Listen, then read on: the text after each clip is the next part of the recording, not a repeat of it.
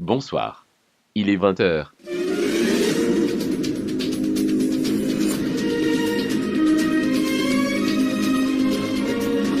Mesdames et messieurs, bonsoir. Nous sommes le 19 juillet 2016 et voici les informations de ces 2 derniers jours. Actualité. Une prétendue sirène nommée Arielise aurait été retrouvée sur la plage de Copacabana. Les scientifiques ignorent encore la nature réelle de cette créature, mais selon leurs hypothèses, cette chose ne serait nulle autre qu'une imposture. Faudrait-il tirer sur la sirène d'alarme pour avertir les autorités? Sport.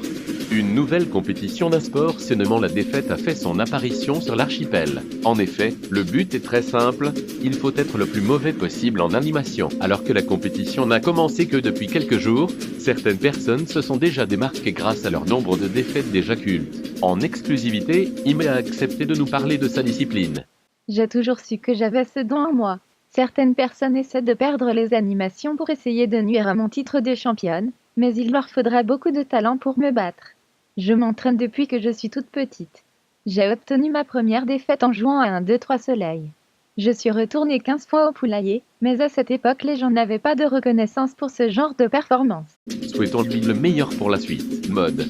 L'été signe la fin des petites chaussures et l'arrivée des plus grandes fashionistas. Parmi elles, Bouche-Trou.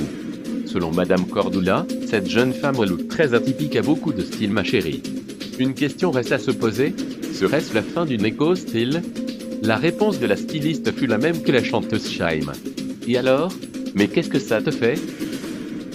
C'est la fin de ce journal. Merci pour votre fidélité. Dans quelques minutes, retrouvez le concert privé de Céline en hommage à sa cuillère. Bonne soirée sur TF1.